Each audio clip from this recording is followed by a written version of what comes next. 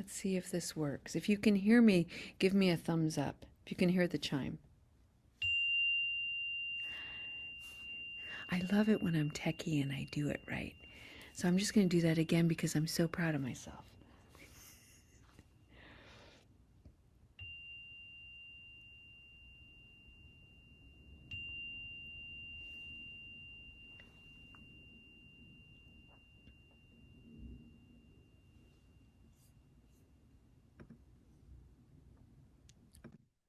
Welcome, everyone. This is Recovery Dharma. My name is Julia. I'm one of the facilitators in the Spokane Sangha, and I'm so happy to be here today on this beautiful Friday, April 24th. It's just wonderful, wonderful, wonderful to practice with everyone today. At the beginning of most of our meetings, I share with you all a little painting, these little paintings I make. Here's one. And these are something that I call sentiments of metta. Metta means loving kindness. Another word for metta is maitri, loving kindness. And loving kindness is one of the four limitless qualities we try to cultivate in a Buddhist practice. The other three are compassion, joy, and equanimity. Equanimity is a curious word. It's not a word that one hears very often. And it simply means inclusivity. To be equanimous is the capacity that one has to allow or to accept the positive things in one's life, the negative things in one's life, and the neutral things in one's life with sort of a level playing field. That's the equanimous playing field. Thich Nhat Hanh used to teach when he was alive that when one is equanimous, when one can really cultivate equanimity, one is free. And I love that as a synonym to equanimity, freedom. And the reason why one is free is because we're not hooked by clinging to all the things that are positive. We're not hooked by avoiding or having this strong aversion to all the things that we don't like and make us uncomfortable. And nor are we apathetic about all the things that land as sort of neutral. We just find within our being this capacity to go into each of these experiences with the same balanced presence. All the things that are positive in my life, I enjoy them fully. All the things that are negative in my life, I simply am present to them and I notice all the ways that I avoid, all the ways I have aversion, all the ways I'm uncomfortable, and I go into that with equal measure. That's the equanimous spirit. So, loving kindness. This one reads, may you take time to care for yourself. May you take time to care for yourself. I love that sentiment. And I'd like to share with you a little bit about the motivation that I have and that I've cultivated with respect to this particular sentiment of loving kindness. For those of you who don't know me very well and may not know this about me, I have an organic farm and I'm a farmer. And prior to being more public and having Soul Center and this nonprofit, I was living a very contemplative life, farming, raising kids, and just learning all about being a pioneer. You know, if ever you're with me in a plane crash, you want me on your team. Like I'm pretty good at the whole survival thing. But I'm not good around blood. So you need somebody else on your team for that. But nevertheless, so I had all of this time to think about how am I taking care of myself? And the reason is when you own a farm, it's early to rise and early to bed usually. And there's a lot going on. There's always this managed chaos. And I was also raising children, and there was a period of time when one of my children was very, very ill. She had pediatric leukemia, so we were on a cancer journey very intensely for 3 years. And then we were in a recovery aspect of that for about 7 years. And she's still alive. It's such a miracle and it's so amazing. But nevertheless, I'm trying to let you know that life was forever pulling on me. And so I was constantly tugged in various directions. And how does one take time to care for oneself? I wasn't taking vacations. I was rare that I could go on a retreat for a weekend or anything like that. So, what I learned about taking care of myself was small quality bites. Small quality moments. I may have only had on any given day 5 minutes to enjoy a cup of tea or a cup of coffee. But golly, that 5 minutes, I savored it. I was completely present to it. And it became the sustaining thing. But you know, I had to drop this perspective that to take care meant that I had to give myself a lot more time, a lot more things to take care of myself. And you know, I kept failing at that. I didn't have an hour for to luxuriate in the bath. I couldn't go to a hair salon and get my hair done, and there were just, I couldn't go get a massage, or I chose not to, even when I needed one, because I remember distinctly there were times in my life where the thought of leaving my daughter to go have some me time, I would never have forgiven myself if anything had happened to her, ever. And so I sacrificed that time, and I have no regrets about it. None. And that actually flipped my perspective because I learned, oh, I don't need hours and hours, but I do need some very intensive, full on present moments. And I need to be impeccably intentional about it. So I really practiced what I had been learning and what I had been trained in my practices with Thich Nhat Hanh. Breathing in, I calm my body. That's all. That's it. Let's do that together.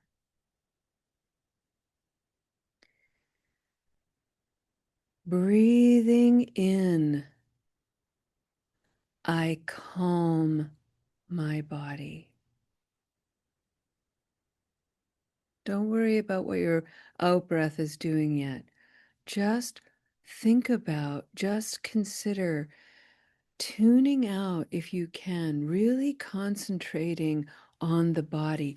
Turn your gaze inward. Come into your body. Notice the temperature on your skin. Notice how your clothes feel on your body. Notice any tension, but rather than allow the story of that tension to take precedence, rather than allow your attention to go with that story, just allow tension is arising. There it is. Okay. Breathing in, I calm that tension. Be deliberate, be focused, be gentle. Breathing in, I calm my body. And now what we're going to do, friends, is we're going to create this energetic bubble around you. It's almost impenetrable and it's completely still.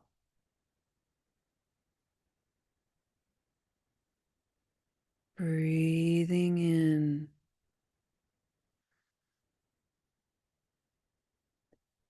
calm, stillness.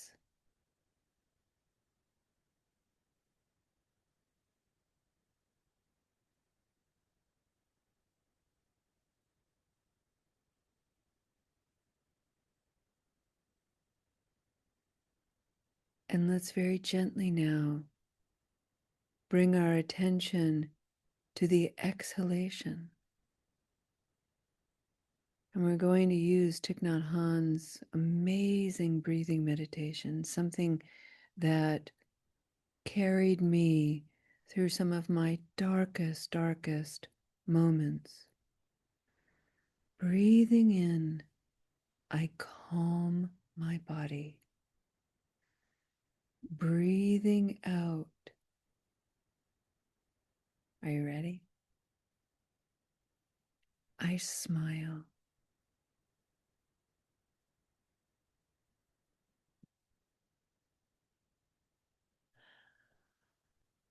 It's such a tender way to offer oneself some care. And that's all it is, friends. You can decide.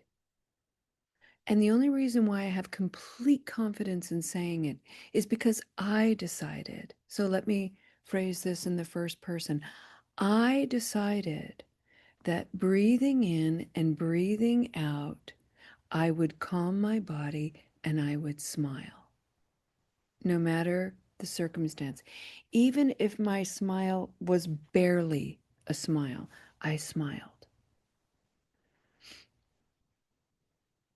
There were times in my experience with my daughter where she was really sick.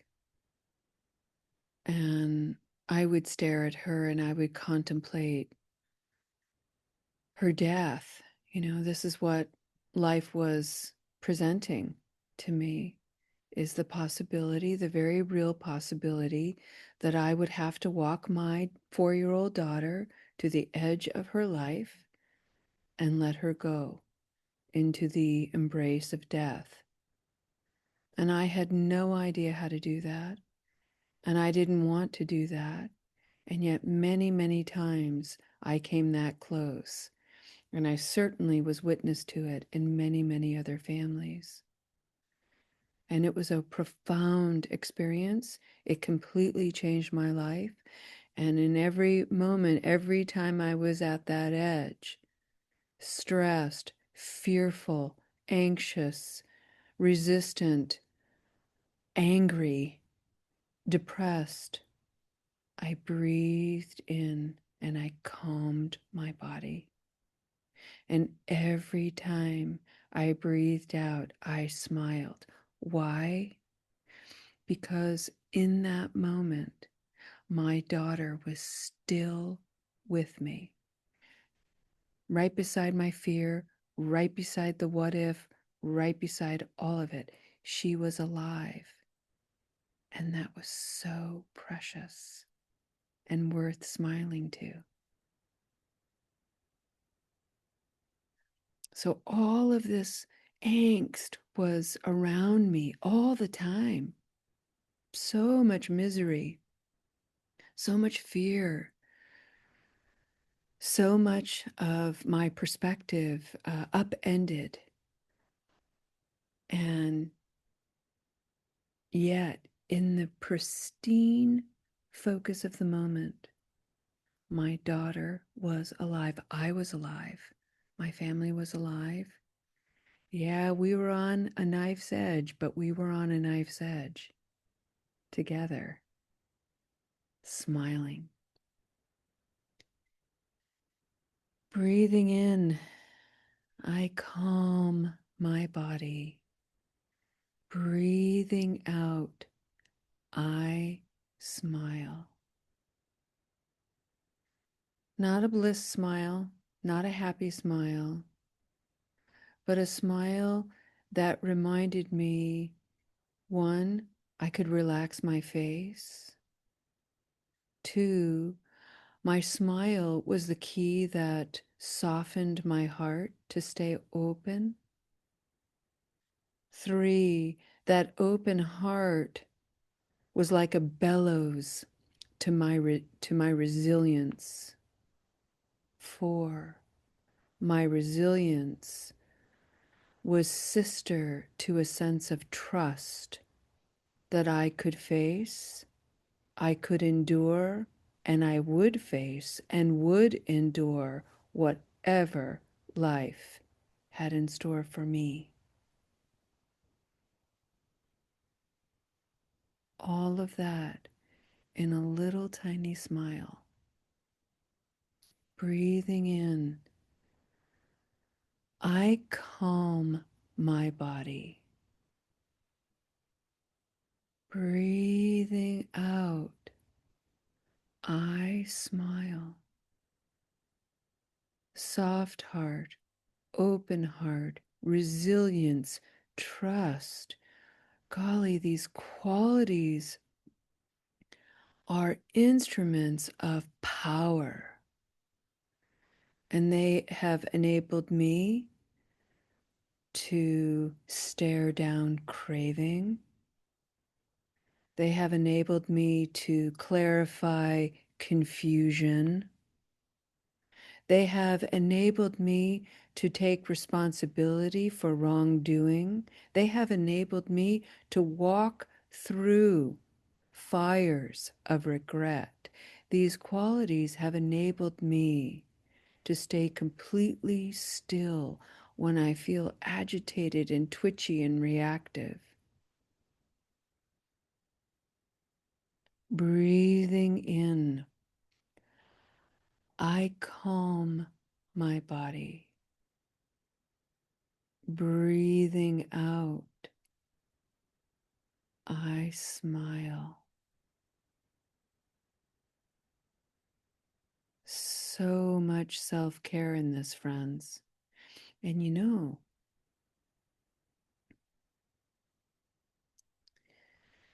this is what we can carry with us. This is the practice that we carry with us on the Noble Eightfold Path. This is the Noble Eightfold Path. This is a way to address misery and discomfort. It is a way to address the times that life is upending, bewildering, and enormously painful.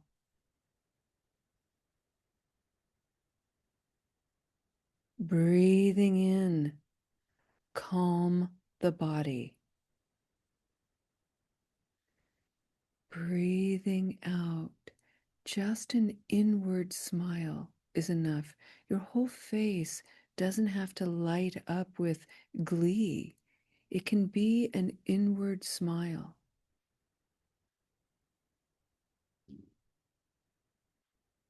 Breathing in, I calm my body. Breathing out, I smile.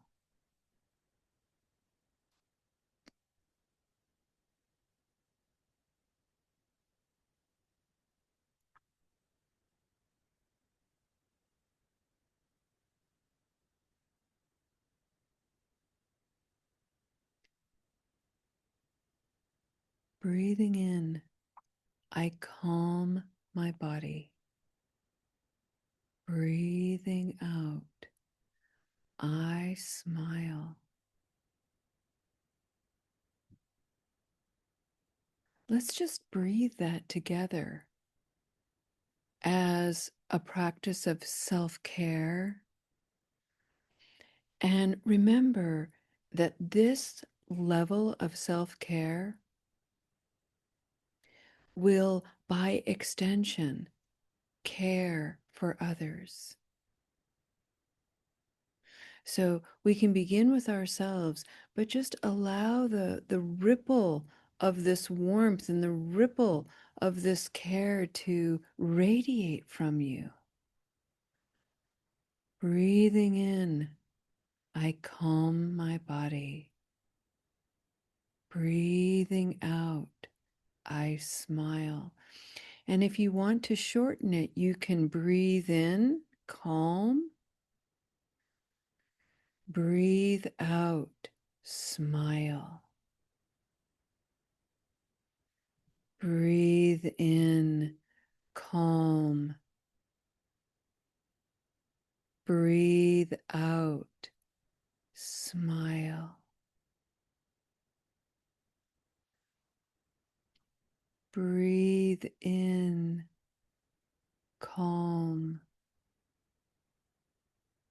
Breathe out, smile. Let's do this silently for a few minutes. Enjoy your practice.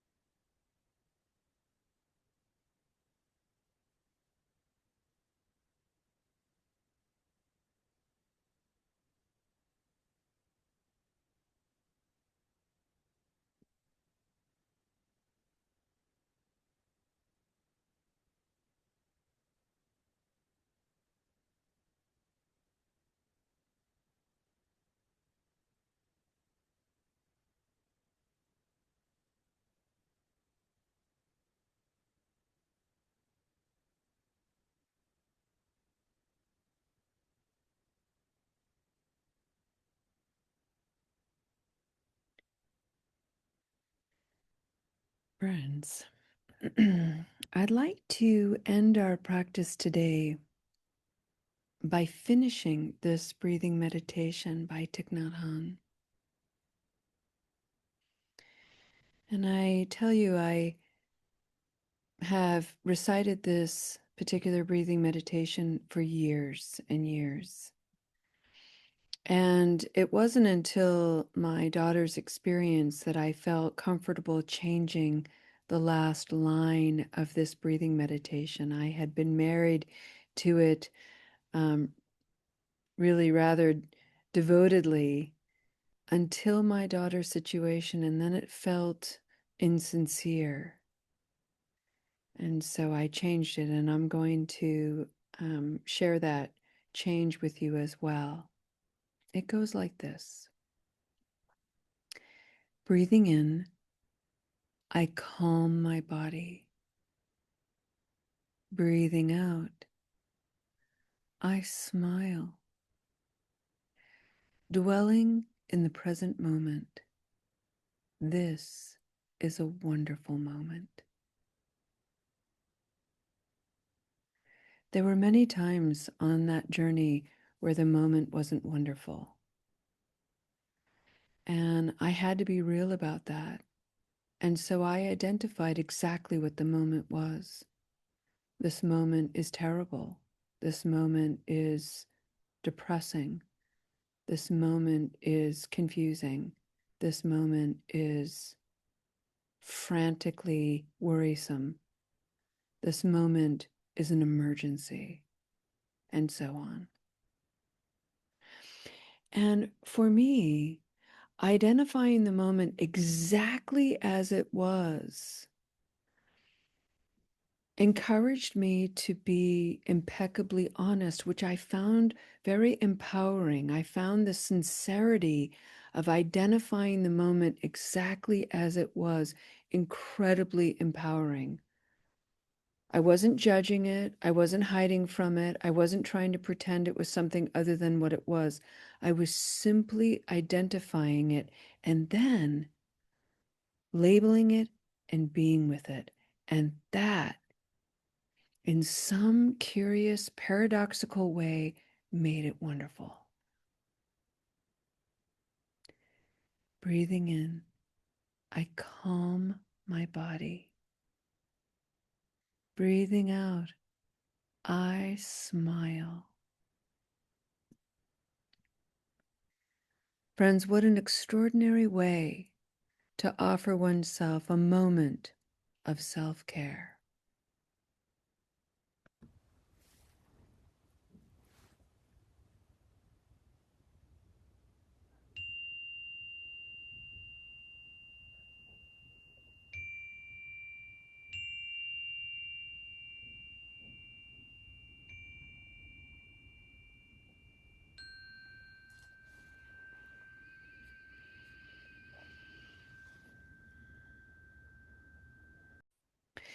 And I just encourage you to come back to the body. And I'd like to bring forward, as part of our exploration of the Four Noble Truths and the Noble Eightfold Path, this is the foundation of the Recovery Dharma practice, but there's so much more to the Buddhist practice. And I'd like to bring something called the Four Noble Reminders. And the first noble reminder, think of these little reminders as a gentle tap on the shoulder, or maybe like a little kiss on the cheek, just a little kiss. The first noble reminder, friends, is you have a precious human life. What are you doing with your precious life? The second noble reminder, little kiss. The nature of reality is impermanent. Everything is subject to change, the good, the bad, the neutral. If things are bad, they're going to get worse, maybe, and they might even get better. Regardless, they'll change. How do you stay supple in the reality of impermanence? The third noble reminder, a gentle kiss, albeit this is a time to be very tender, and that is the nature of karma. Our only belonging is our actions, and karma teaches us many things.